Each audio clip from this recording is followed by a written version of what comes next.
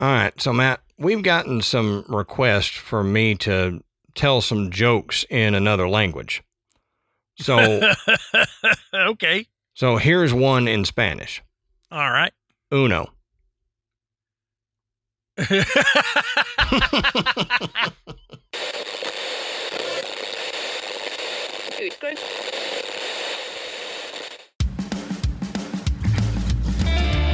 Good evening, everybody, and welcome to the Graveyard. Thank you for joining us tonight. My name is Adam. And my name's Matt. Now, roll up a tombstone or settle into your casket and get comfortable because this is Graveyard Tales. All right, everybody, here we are again. Matt, how you doing tonight, brother? I'm good, man. Good. I'm good. Good. So before we get into it, we'll say go over to patreon.com/Graveyard Tales. Sign up to become a patron. You can even scan that little QR code thing that's up above my head over here, and it'll take you directly to Patreon.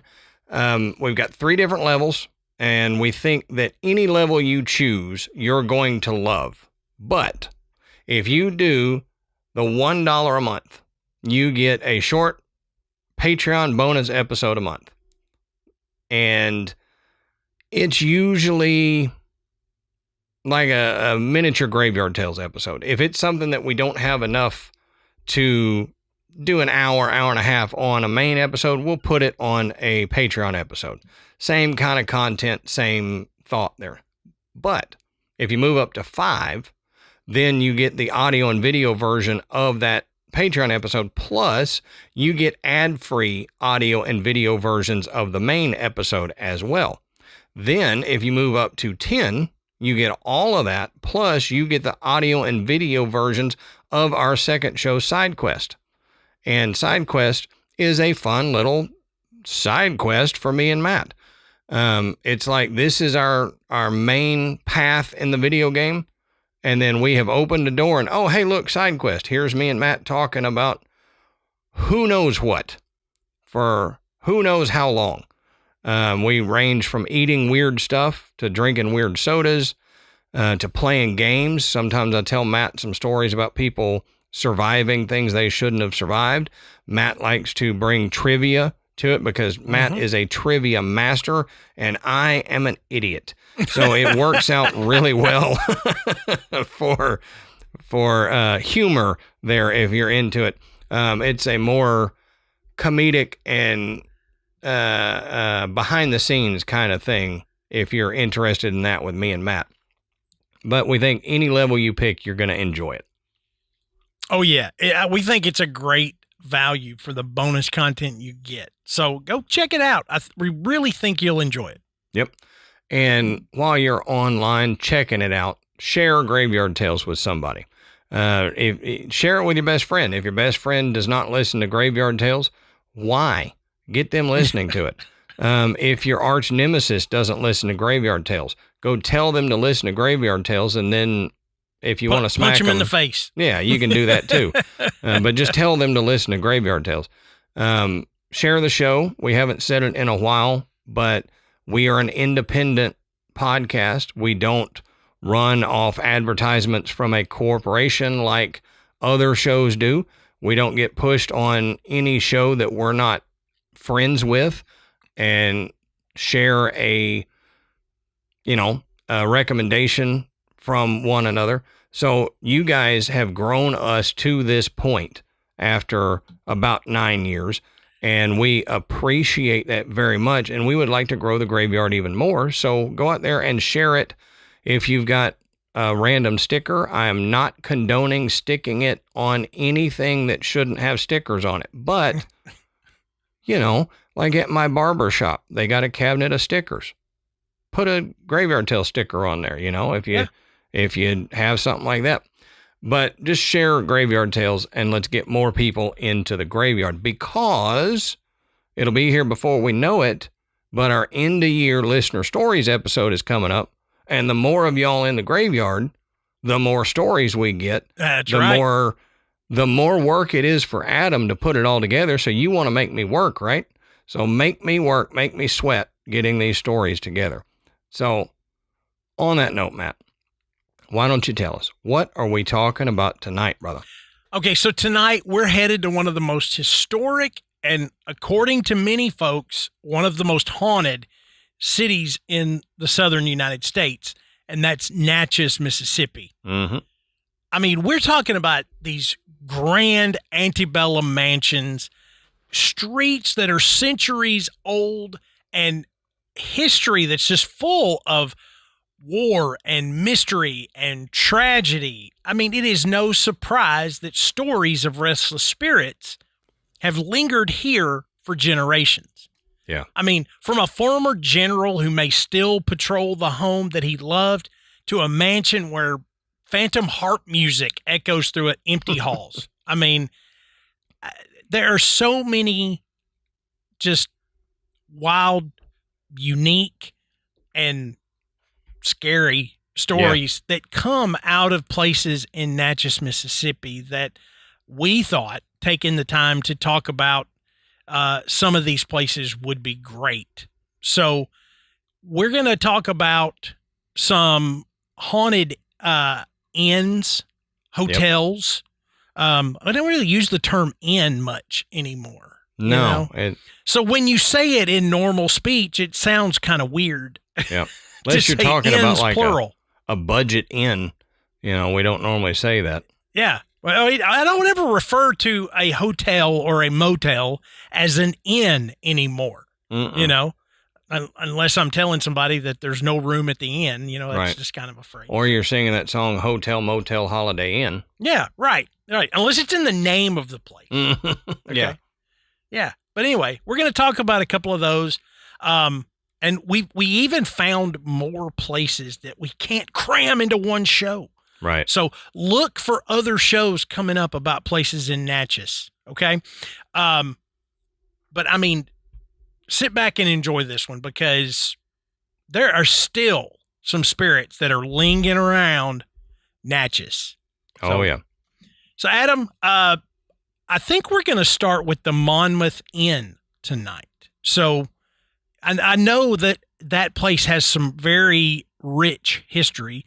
So Adam's going to dig into the history, and I'm going to share some of the haunted experiences that people have had while visiting the Monmouth. So Right.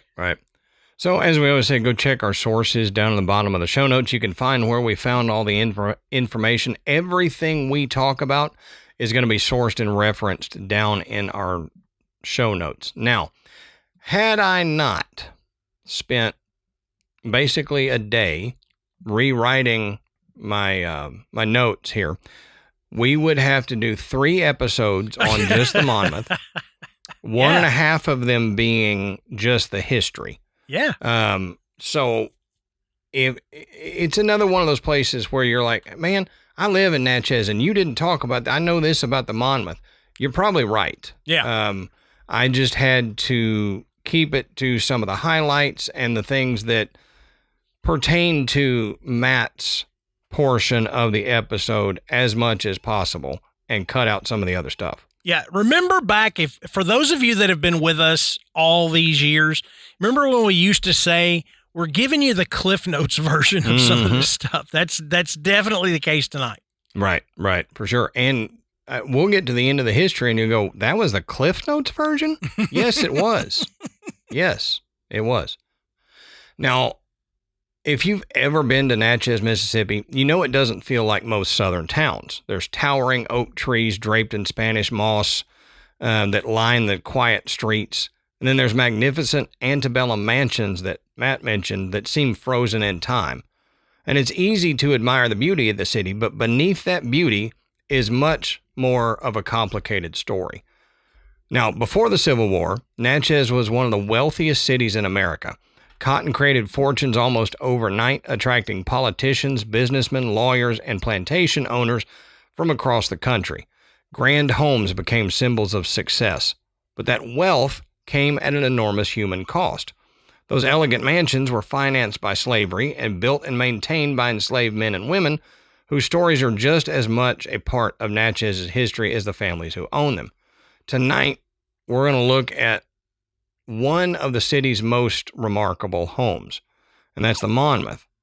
So today, the Monmouth is known as a luxury historic inn that's surrounded by beautifully restored gardens. Guests come from around the world to experience its elegance and its history, but over the past 2 centuries, this house has witnessed political power, military glory, personal tragedy, economic collapse, and enormous social change. So long before anyone spoke of ghosts, Monmouth had already accumulated enough history to last for several lifetimes. That is the absolute truth if you look at my original notes. But before the mansion was ever built, this land belonged to someone else. For centuries, the bluffs overlooking the Mississippi River were home to the Natchez people, a highly organized society whose villages thrived along the fertile riverbanks. Their civilization flourished until European colonization brought conflict. After a series of violent clashes with the French in the early 1700s, the Natchez people were largely destroyed or scattered, leaving behind the land that would eventually become one of the richest regions in the American South. Control of Natchez passed from France to Great Britain, then to Spain, and finally to the United States. Each new government recognized the same thing. This land was incredibly valuable. So the rich soil and easy access to the Mississippi River made the region perfect for growing cotton, and by the early 19th century, Natchez had exploded into a booming center of commerce. Some historians believe it was the wealthiest city in America on a per capita basis before the Civil War. And it was during this period that an ambitious attorney named John Hackinson decided to build his dream home. Hackinson was a lawyer, a businessman, a postmaster, and an investor in the rapidly growing steamboat industry. As Natchez prospered, so did he. In 1818, only a year after Mississippi had become a state, Hackinson began building a country estate just outside the city, naming it Monmouth, after Monmouth County, New Jersey, where he had spent much of his early life. The original Monmouth was much smaller than the mansion that visitors see today. It was a refined federal-style home with 8 principal rooms, surrounded by service buildings that included a detached kitchen, smokehouse, dairy, gardens, and living quarters for the people responsible for keeping the estate running. Now, Matt, I would love to have my own dairy. Yeah. Wouldn't you? Cool. Fresh butter. Fresh butter, fresh milk. I just bought some Amish butter. Yeah. The other day, we went out to East Texas with my dad, and there's an Amish market. Yeah. And they had some butter. Mm-hmm. Holy cow, man. That's even better than the Kerrygold stuff we like. My parents drive to Kentucky to buy Amish butter. It's worth it. I mean, I don't know. Actually, I take that back. I don't know if it's specifically Amish butter that they buy. And it's not really Amish, it's Mennonites. Yeah. But there is a butter man that brings fresh butter. I don't know if he's a Mennonite or if he's just a local that sells his butter there. But anyway, it is fantastic. Butterman was my nickname in high school. Sorry, go ahead. So many nicknames in high school. Yeah, I mean, anyway, they go up there because the butter is so good, dude. Yeah, and they bring it back, and we've got a little farm market up the road from the house that they sell that big roll of butter. Mm-hmm. Mm-hmm. It's expensive, and I'm a cheapskate, so I don't want it. I know. It hurt. It hurt me to spend that on it, but it was worth it. But yeah, a home dairy would be great. Anyway, I digress. Like every prosperous estate of its time, Monmouth depended on enslaved labor from the very beginning. Enslaved craftsmen likely helped construct the house itself. Afterward, enslaved men, women, and children maintained the property, prepared meals, cared for livestock, cleaned the home, tended the gardens, and performed virtually every task required for daily life. The comfort enjoyed by the owner came through the labor of the people.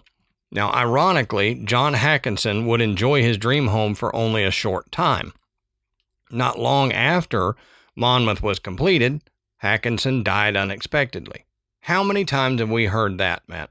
Oh, yeah. Yeah, always. We do a haunted place, and it was this guy's dream ambition to build this house for him and his family. And then right after it, he dies. So I think the lesson to take, the Graveyard Tales PSA, don't build your dream home. I think that's just what we got to take away, because you probably die. But maybe not. Maybe I'm just a little pessimistic, but you know. Now, his wife also passed away soon afterward, leaving the estate without the family who had envisioned it. So the property was eventually placed up for auction, passing briefly through other hands before attracting the attention of a young lawyer whose ambitions reached far beyond Natchez.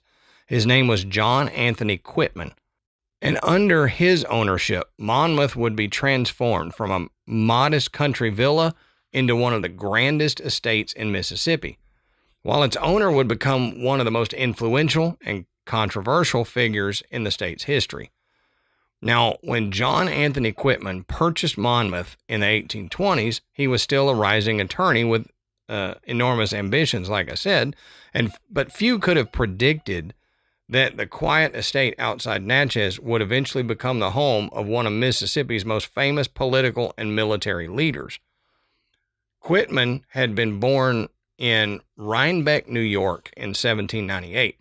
His father was a German immigrant, and after studying law, the young attorney headed south in search of opportunity. Mississippi was still a young state at the time, and Natchez was quickly becoming one of the fastest growing and wealthiest cities in America. Now, for someone with talent and ambition, it was a perfect place to build a career. So Quitman quickly established himself as a successful lawyer and married Eliza Turner, the daughter of a prominent Natchez family, and his reputation grew. He purchased Monmouth and began transforming both the property and his own place in Mississippi society. Over the next 3 decades, Monmouth changed dramatically. The modest federal-style villa that John Hackinson had built slowly evolved into the magnificent Greek Revival mansion that visitors will see today. Expansive galleries shaded the home from the Mississippi heat. Elegant staircases welcomed distinguished guests, and beautiful landscape gardens spread across more than 26 acres. Now, by the 1850s, Monmouth had become more than a family residence. It was a symbol of status. In antebellum Natchez, homes like Monmouth weren't simply places to live. They were statements of wealth, influence, and success.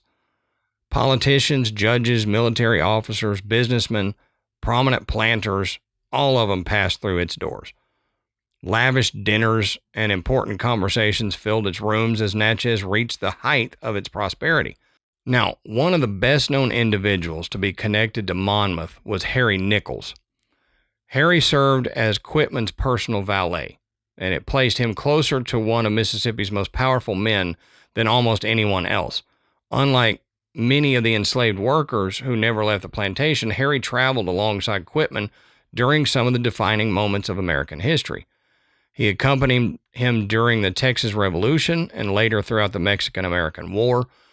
Now, imagine everything Harry witnessed: political meetings, military camps, long journeys by steamboat and horseback, the chaos of war, and celebrities that followed the victory and showed up at the house. He experienced history from a perspective few others could. Now, one of the most remarkable artifacts connected to Monmouth is a daguerreotype believed to show Harry Nichols. Photographs from the 1840s were still rare, and surviving images of enslaved people are even rarer. And more than 175 years later, that portrait offers a direct connection to a man whose story might otherwise have been lost. Which I thought that was interesting when I looked into that, Matt. The daguerreotype that they still have of him. Yeah, yeah. For those of you listening, I am trying my hardest not to make a Harry Nichols joke. Family show. Mm-hmm. Yeah. What we'll do is put a pin in that and then join us on Side Quest where Matt can make that joke. I will let loose all of the Harry Nichols jokes said right now. Might I say, let's just move on from talking about my Harry Nichols.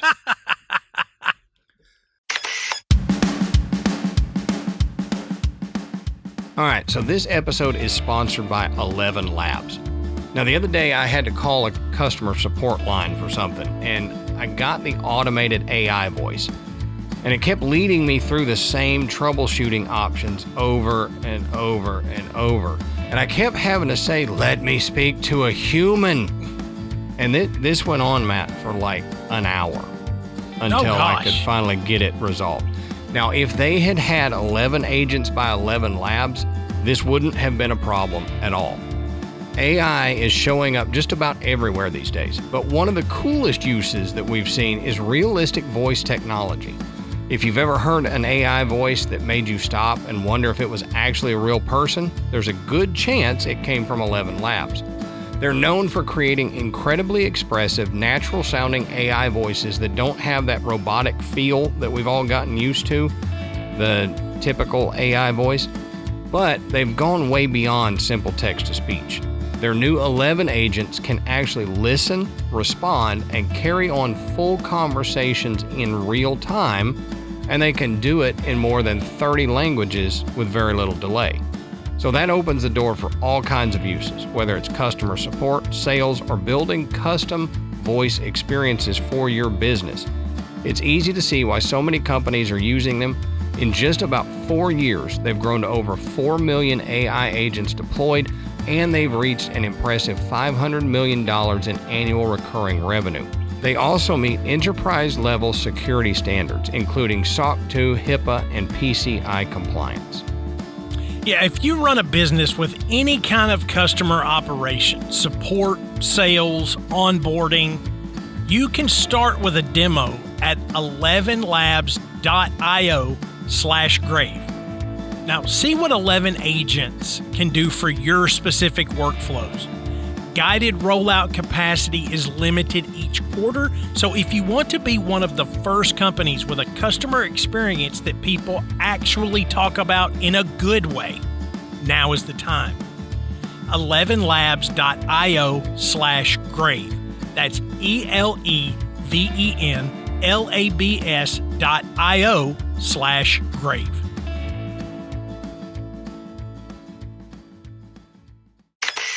So, plantation records also preserve the names of other enslaved residents, including Aunt Dicey, who cared for the Quitman children, and Belle and Viola Vessels, who worked inside the household. We know only fragments of their lives, but those fragments remind us that Monmouth's history belongs to not just the family that owned the estate, but everybody that was there during its, I mean, there were so many people on that estate over the years that the paranormal activity that could have been left from these people is just crazy. And those names sound like something from an old Disney film about the Monmouth Inn. Yeah, Belle and Viola. Viola Vessels and Aunt Dicey. Aunt Dicey, I mean, that sounds like something from like, a live-action Disney movie from the 50s, Mm-hmm. And I can see it being said in like a British type, New Englander type accent. Do you talk to Aunt Dicey? Or that the old Southern character from Bugs Bunny. Yeah, like Belvedere. Yeah, come here, boy. Yeah, right. Viola. Now, while Monmouth was growing into one of Natchez's finest homes, Quitman's own career was expanding just as rapidly. He served in the Mississippi legislature and became Speaker of the House. Later, served as a judge and developed a reputation as one of the state's most capable political leaders. But it was war that would make him famous. When the Mexican-American War began in 1846, Quitman accepted a commission in the United States Army. He quickly distinguished himself as a capable commander, helping lead the assault on Veracruz before advancing with American forces toward Mexico City. His greatest military achievement came during the Battle of Chapultepec, I think. I'll buy it. Yeah, It's better than I would have done. I did not pronounce that, so I apologize. The heavily fortified castle overlooking Mexico City represented one of the final obstacles before the American capture of the capital. Quitman's troops fought their way up the hill under intense resistance, and after the battle, American forces entered Mexico City victorious. So this achievement transformed Quitman into a national hero. He was appointed military governor of Mexico City, one of the highest honors any American officer received during the war, and newspapers across the country celebrated his accomplishments, and when he returned to Natchez, he was no longer simply John Quitman. He was General John A. Quitman. Now, steamboats arrived at the Natchez landing carrying newspapers filled with stories of his victories, and neighbors were eager to shake a general's hand. Visitors making the journey to Monmouth just to meet one of the country's newest military heroes was kind of crazy, in my opinion. Now, for a time, Monmouth stood at the center of both Mississippi politics and national attention. Quitman later served as governor of Mississippi and represented the state in Congress, making Monmouth a gathering place where political leaders, military officers, and influential citizens discussed the issues shaping a rapidly changing nation. Now, by the late 1850s, the nation stood on the edge of a conflict that would forever change Natchez, Monmouth, and every family connected to the estate. Before the Civil War began, tragedy would strike the Quitman family itself.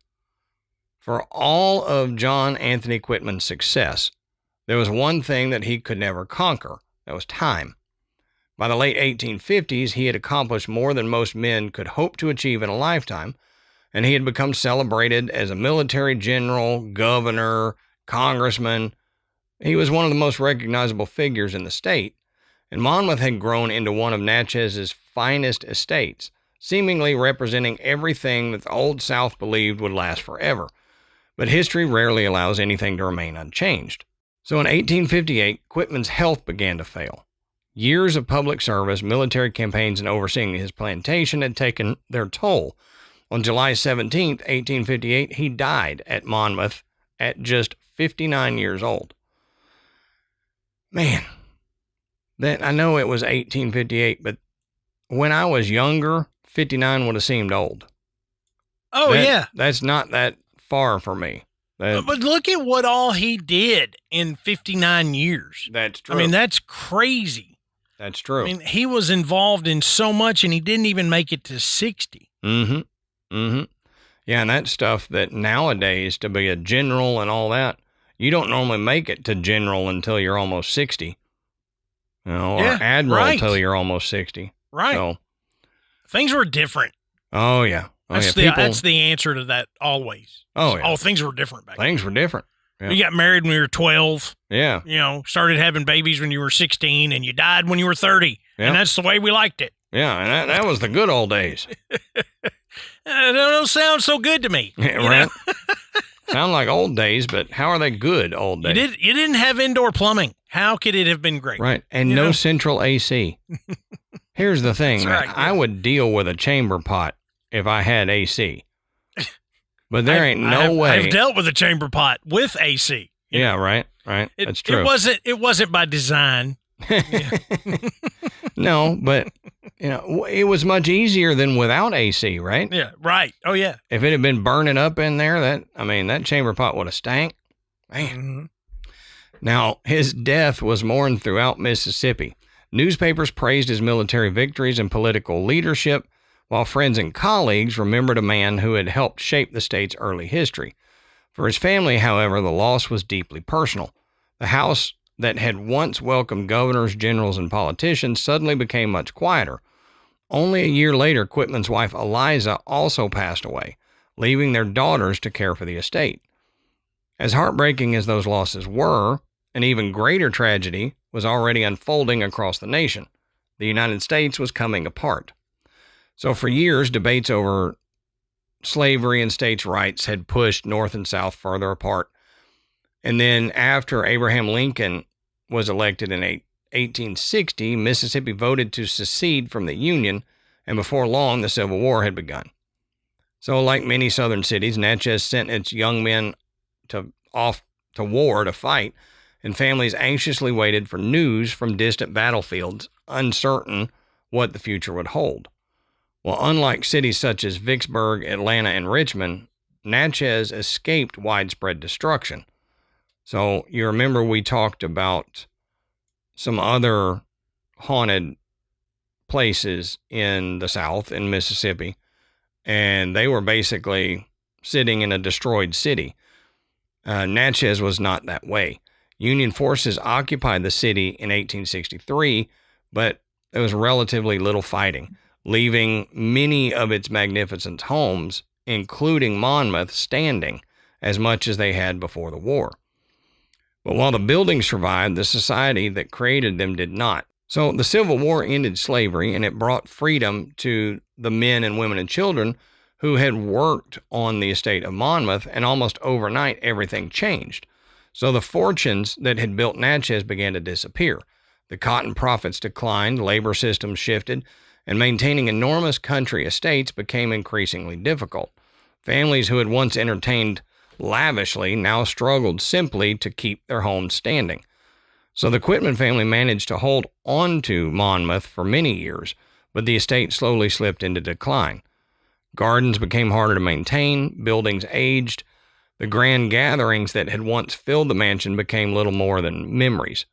Now, when the last of Quitman's daughters died in 1914, nearly a century of family ownership came to an end. Over the decades that followed, Monmouth passed through several owners, and like many historic Southern homes, it faced an uncertain future. Across the South, a lot of these antebellum mansions were demolished. They were abandoned if they weren't demolished, or they got destroyed by fire. And for a time, Monmouth seemed like it was going to end up the same way. But fortunately, history took a different turn. In 1978, Ronald and Laney Riches purchased the aging estate and committed themselves to an ambitious restoration. Using historic photographs, architectural research, and surviving records, they carefully returned Monmouth to the appearance it had enjoyed during the Quitman years.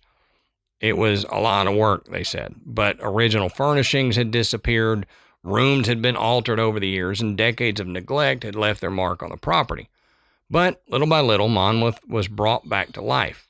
Everything was restored, and the mansion once again reflected the elegance that had made it famous more than a century earlier.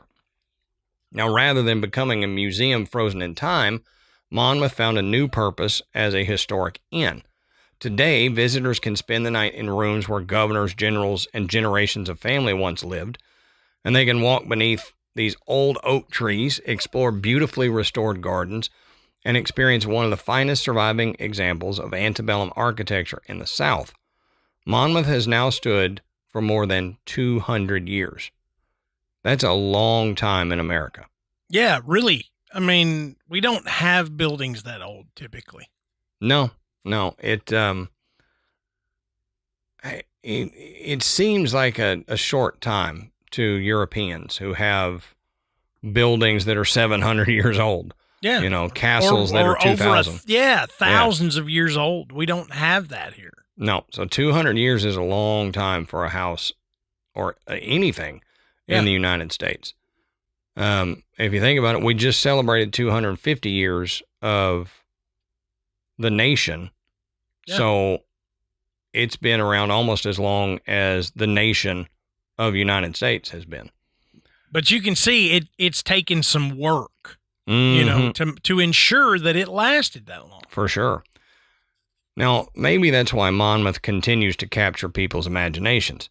History has a way of leaving its fingerprints on a place. Every family leaves behind memories, every celebration, tragedy, every quiet conversation, every final goodbye that's said in that house becomes another layer in a home story.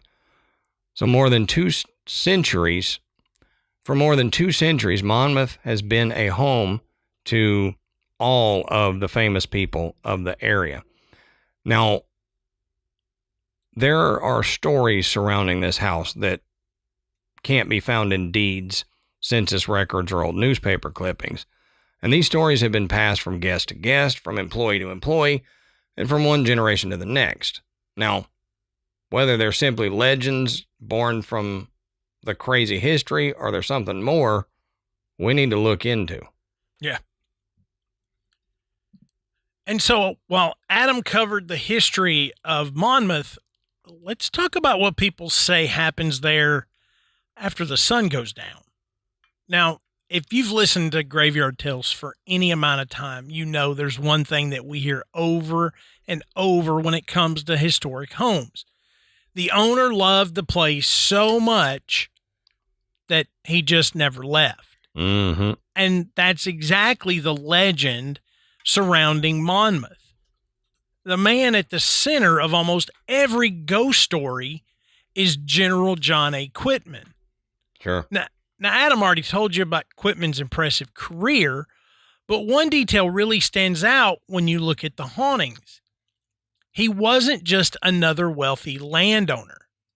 He poured his time, money, and energy into turning Monmouth into one of the grandest homes in Natchez. It literally was his pride and joy. Right. So when reports started surfacing that a man in period clothing was still walking around the halls, people didn't have to think very hard as to who that might be. No. Yeah. And interestingly, most of the ghost stories didn't really take off until the mansion underwent a major restoration in the late 1970s, which how many times have we seen that? Oh, yeah.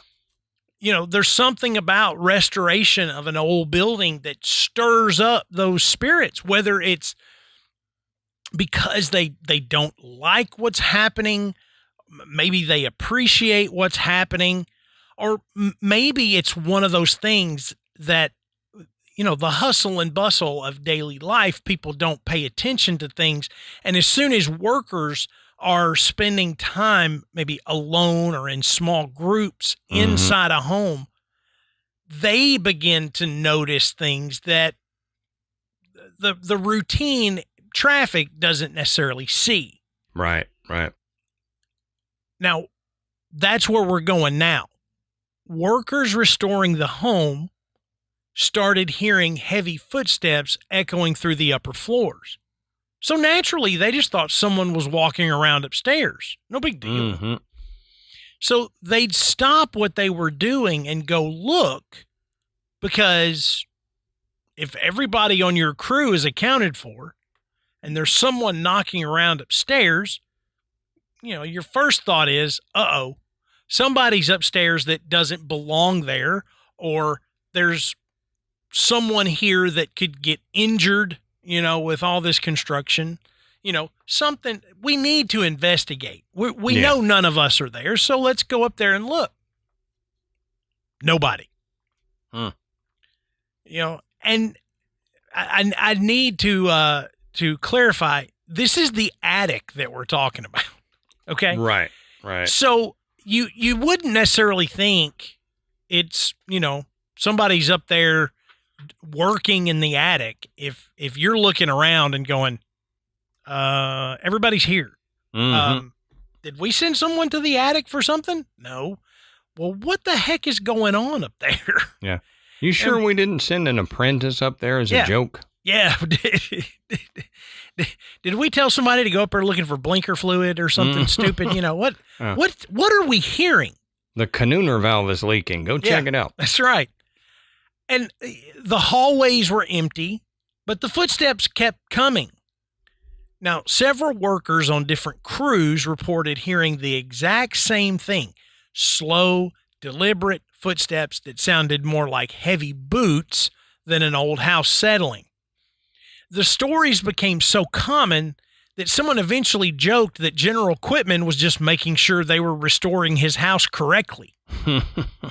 But honestly, if I spent a fortune building my dream home and somebody showed up 100 years later with a pry bar and a Sawzall, I'd want to supervise that too. Mm-hmm. Okay? That's not how I'd do it, but you got the saw. That's right. What's he doing with that sledgehammer? Yeah, right. The footsteps weren't the only reports, though. Workers also described feeling like someone was standing just behind them while they worked. They'd turn around expecting to find another member of the crew, only to discover they were completely alone. Some even claimed that tools would turn up in places they didn't remember leaving them. That's something we hear all the time. Tools going missing, stuff being moved, things being unplugged, all those kind of things factor in when you're doing a restoration on a house that all the residents may not be alive. I mean, just put it out there. Always bring a couple spare tools and leave them in your truck. Yeah, that's right. Because yours are going to go missing for a day or two. Yeah, not just your 10 millimeter wrench either. It's going to be hammers and everything that doesn't normally go missing. Yeah. But, I mean, to be fair, I've done enough DIY projects to know that I can lose a screwdriver if it's still in my hand, okay? I mean, I have hunted for hammer, screwdriver. I mean, I was looking for my drill earlier, and it is literally on the floor in front of me. I'm not kidding you. I walked out of the room. It took me leaving the room and coming back to go, there it is. It was right there. Yeah, I've done that. So, that kind of stuff happens, but that's a DIY. I mean, guys that work on construction crews and stuff, they're a lot more particular about their tools than I am. And you tend to know if your $300, drill driver, you know where it is. If you're going to leave it on a job site, which most guys won't. No. But if you do, you are going to remember exactly where you left it. It's usually hooked on your belt, too. Yeah. So if you come back and, stuff's missing, you're kind of like, well, before I go down there and, start accusing my coworkers. Yeah. I was going to say, that's how you start a fight on a construction site. Move somebody's tools. But when you start combining disappearing tools and these phantom footsteps and this feeling of constantly being watched, it's easy to see why Monmouth developed this haunted reputation.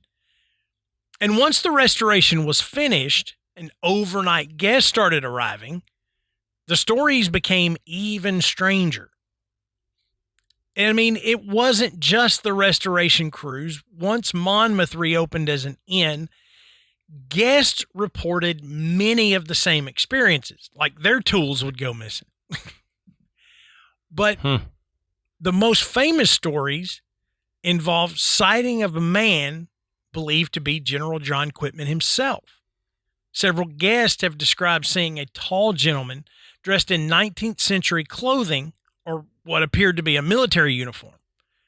Usually he's not doing anything dramatic. He's not rattling chains or floating through the wall. He's just standing in the hallway, or he's walking through the house, or he's looking out a window. But then he's gone. One room in particular seems to get mentioned more than the others, and that is room 30. Over the years, several guests have reported walking in the middle of the night to find a man standing silently near the bed. Now, I don't know about you, but I've said this before. I don't care if you're a ghost, if you're a burglar. I don't care if you're the Amazon guy. If I wake up and someone is standing next to my bed, we're both about to have a bad night. Oh, yeah. Ask any of my children, because at some point in their early life, they did this. And you're laying there, you're asleep, and then you kind of start coming out of it. I think your brain knows. Your brain knows, no matter how quiet they are, that someone is looking at you when you are asleep. Oh, yeah. You know that thing, we talk about, what is it? The pineal gland, is that the thing that's like that your third eye or whatever, the thing that kind of lets you know? It's like the cats. They say cats have this thing like lizards do. Brooks had a bearded dragon when he was a kid. And lizards have this thing that's like an eye on the back of their head because all of their predators are coming from above. Yep. And so they realize, and so that's why they said, don't ever try to grab your lizard from the top. Mm-hmm. Make sure they see you and they're coming because they think you're a predator coming from down. So I think humans have this too. And it wakes up when you're dead asleep if somebody is standing staring at you. Oh, yeah. And you're laying there, and then your brain goes, hey, let's come out of this dream, okay? And then you're kind of floating, and then something in your head goes, something's looking at me. Mm-hmm. And then you open your eyes, and you confirm that there's somebody standing there looking at you. Yep. And you just about lose it, okay? I mean, it is... Why? I am easily startled, and my whole family will hide and jump out and scare me. And I mean, there's videos of me saying the most god-awful things because I was startled, and this gets me in every way possible. Okay? Well, why do kids have to be so quiet when they do that? Like I told Michael, I said, if you need something, that's fine. Come on. But make a little noise walking down the hall. So I know you're coming. Don't just sneak up on us because we'll get in a knockdown, drag-out fist fight with a 10-year-old. And well, I know why my kids did it that way. They wanted to get in the bed with us, okay? And at some point, you just have to go, okay, you can't sleep in here with mom and dad. Yeah, right. Okay? You're 25. You got to get out, okay? It's just... You're cramping my style, kid. Yeah. No. They at some point through all of their lives, they wanted to sleep with mom and dad. I guess most kids do. Mm-hmm. But they want to get in the bed. They can't get in the bed. One of mine was really good. You'd wake up and you'd be like, "Oh my God, there's a kid. There's a hand on my face." Okay, and you didn't wake up. The rest of them, they would stare at you until you woke up.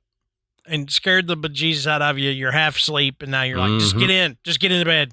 Yeah. Quit staring at me. Right. Just go to sleep. And don't kick me either, please. Yeah. But the good thing for me and for visitors at the Monmouth that have experienced this, none of these encounters have been described as feeling threatening in any way. Which I don't want to experience it, but I really don't want to experience it if it feels threatening, like if something's coming after me. Anybody staring at me in the middle of the night would feel threatening in a way. To a degree. I agree. Yes. It's like, why is this grown man in a military uniform staring at me while I sleep? This feels wrong. There's something threatening about this. He's got a smile on his face. Yeah, that makes it worse. Why is he smiling? Yeah. Tell him to go away. Yeah. You tell him to go away. Right. I'm gonna try to go back to sleep. I don't want to talk to him. He's on your side of the bed. You deal with it. Yeah, right. I'm gonna roll over. Throw your chancleta at him. He'll go. Most witnesses say that the figure just stands there for a few moments before disappearing, almost as if he's checking on the room before continuing his nightly rounds. And that's actually one of the things I find interesting about these Monmouth stories is General Quitman isn't described as being angry. He's not chasing anyone. He's not really trying to scare you.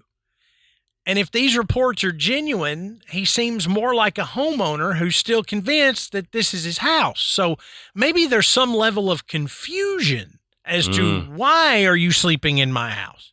Yep. Why are you here? Why are you dressed like that? That's weird. But the sightings aren't limited to just the mansion. Several visitors have reported seeing a lone gentleman walking through the gardens in the late evening. Considering the estate spans more than 20 acres of beautifully landscaped grounds, it is not hard to picture someone taking an evening stroll until you realize the man disappears before anyone can reach him. Other guests have reported hearing those same heavy footsteps from the upper floors even when no one else is staying nearby. Others describe doors opening on their own, sudden cold spots, or that familiar feeling that we've talked about so many times on this show that someone is watching you. Mm-hmm. That's because someone is watching you. Yeah, right. Get that feeling because it's happening. Yeah. There are eyes upon you, even if they're ghostly, and you know it. Yep. The eyes of a ghost, they are upon you. Is that a real song?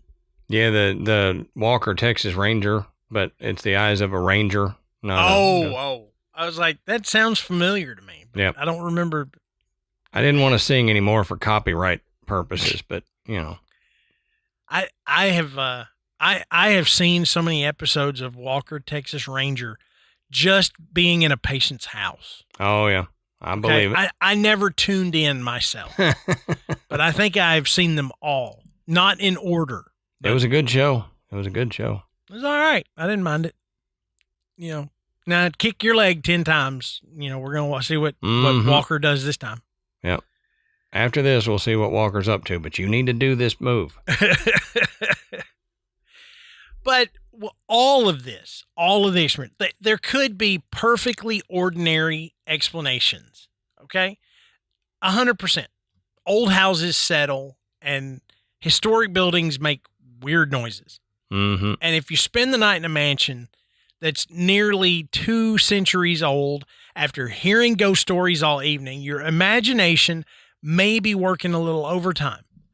But what keeps Monmouth on so many haunted hotel lists isn't just one spectacular encounter. It's the consistency.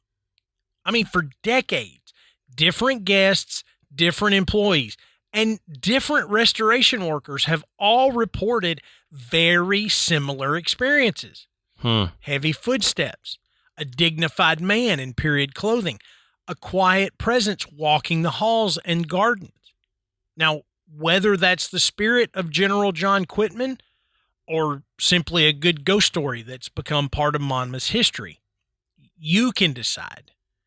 But I have always felt that sometimes quantity creates the quality. Yeah.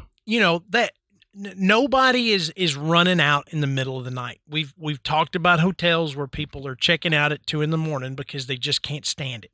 Yep. Nobody is having their covers ripped off. Thank goodness. Nobody is seeing weird messages written on their mirrors. Mm-hmm.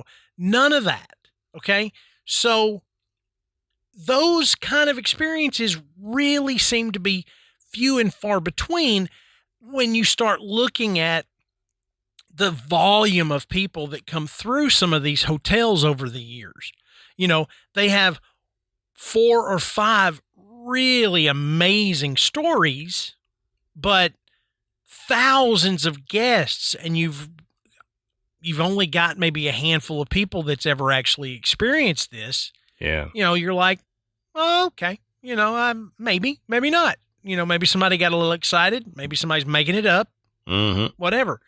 But when you consistently get these kind of experiences, even though they're not earth-shattering or terrifying, you really begin to wonder, could this be, if not General Quitman, another spirit of one of the numerous people that lived and worked in this mansion and on this property?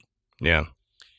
I think it really makes a lot of sense if it actually is Quitman. Well, I think so too, because of, if you look at his history, everything he did in that house, or tied to that house, he, like you said, loved it. Like, this was a passion for him. So it makes sense to me that he would still be there looking over it in some way. Yeah, I know. And it's pretty fascinating that all of the stories that come out of the Monmouth seem to be centered around this one particular spirit. Mm-hmm. I mean, we will talk about haunted locations, and sometimes there are dozens of different spirits that are involved, and there's really no way to attach one story to one particular spirit, because there's just so many. This one's malevolent. This one seems nice. This one disappears. This one wears white. Whatever. So you get all of these different encounters, and it's hard to pinpoint and say it's that spirit there, but you can hear. It really seems like it's one. Yeah, it's crazy to me that we don't have more. Like, all the people that passed through that, all the people that worked that land, everything, and we only have one guy that we pinpoint it to. What makes me, when you say that, I think that people that lived and worked around the Monmouth, however, were generally content.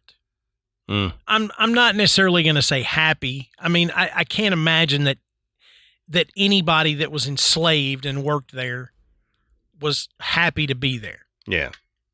But it does not seem that they were treated harshly. True. There's not a lot of stories that, he was a horrible taskmaster, or that he mistreated, the slaves that he had on his property.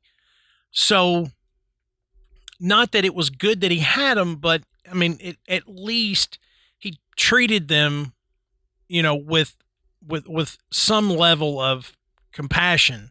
Yeah. And because of that, I think there doesn't tend to be a negative sludge that's left there. Right. That's a good point. If we've talked about other southern locations that were pre-Civil War that, slaves were treated brutally. Yeah. And many, many died. And there's, a lot of activity, because all of that over time just left such a negative imprint on the land, on the home, whatever. And that doesn't seem to be the case with the Monmouth. So I think that's probably why you don't see a lot of spirits lingering around. There's no stone tape that's holding on to that negative energy. Yeah, and like you mentioned, people making it up. Well, I think the fact that we only have one guy kind of lends to it not having a lot of people making it up, because when you're going to make something up, you might not know the history of the hauntings at that place, and you just make up something crazy. Yeah. I'm reminded of when we went to the Jefferson, and we stayed at the Jefferson. We were only one of two groups that were staying there, that 2 nights that we were there. And you and I had already done like the research on it. So I knew what the hauntings were. And there was a group of 2, like maybe college age girls staying there. And I was down in the like foyer area talking to the owner's wife about something. She had asked me a question as I went past, and then they came up, and I heard them telling her the story of something was written on our bathroom mirror last night, da-da-da-da-da. That doesn't happen at the Jefferson. That has never happened at the Jefferson. Nobody's ever claimed that. We couldn't find anything when we did our research. And I'm like, y'all are making this crap up. Yeah. And you're just trying to get some attention, stir things up, right. that kind of stuff. Yeah. Yep. People do it all the time. Sure. But I agree with you that if you were just embellishing something, you would tend to make it a little bit more frightening or, much more dramatic, for people to go like, come down, check out the next day and say, man, we heard somebody walking around out in the hall all night long. Mm-hmm. You know, who was that gentleman that was down at the end of the hall last night in the middle of the night? You know, he was just standing there. You know, maybe it's General Equipment. Yep. What do you guys think? I mean, do you buy into, I mean, Adam and I are just spitting out theories here. Do you think maybe this was a pretty low-key place and General Equipment loved it? You know, it was his dream home and he's just quietly overseeing it now. Is it just not enough to convince you that the Monmouth is truly haunted and maybe this is just something that, you know, hey, it'd be cool if we restore this old antebellum home and make it a hotel and come up with a few ghost stories, you know? Yeah, right. It'd be good. You know, we could drum up some business, you know, is it something like that?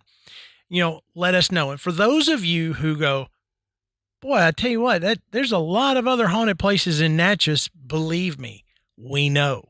Mm-hmm. And we're going to be talking about those places. Stay tuned. We're going to be covering some of these places. We are starting very mild tonight, so keep tuning in because these other places, they're not as quiet. But maybe you guys have been to the Monmouth. Maybe you've been through Natchez. I've been through Natchez. I've never been through the Monmouth, but I have been through the town. You know, it's a pretty unique place. Let us know what you think. And the best place to do that is in our Facebook group. We've got thousands of people in there. It's called The Graveyard, you know, sharing stories and experiences and jokes and everything. It's just a great group to be in. Don't forget to check out our website, which is graveyardpodcast.com.